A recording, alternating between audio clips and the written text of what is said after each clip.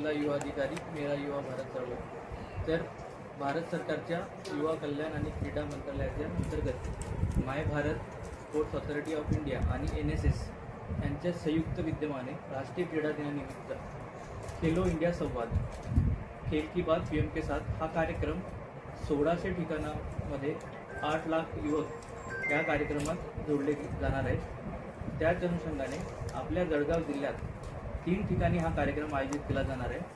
Sant Gadgebaba college of engineering and technology Bhusawal, Annasaheb GT Bendale महिला महाविद्यालय तसेच मूर्तिदेवता महाविद्यालय इथे हा कार्यक्रम आयोजित करण्यात येणार आहे।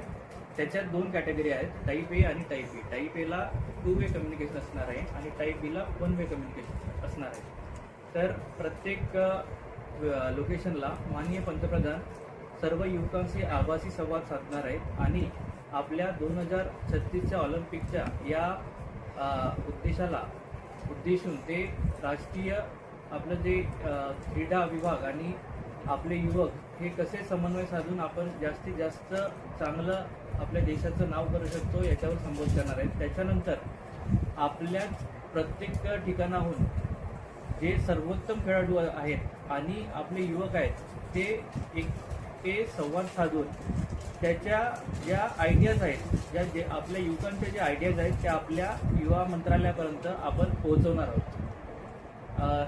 या अनुषंगाने अजून एक मी आवाहन करतो की आमचं माय भारत जे युवा कार्यक्रमाचं पोर्टल आहे त्याची युवकांनी त्याला भेट द्यावी, जास्तीत जास्त तिथे त्या पोर्टलवर एनरोल करावा, जेणेकरून त्यांना अशा कार्यक्रमाबद्दल राष्ट्रीय उपक्रमाबद्दल जास्तीत जास्त माहिती होईल।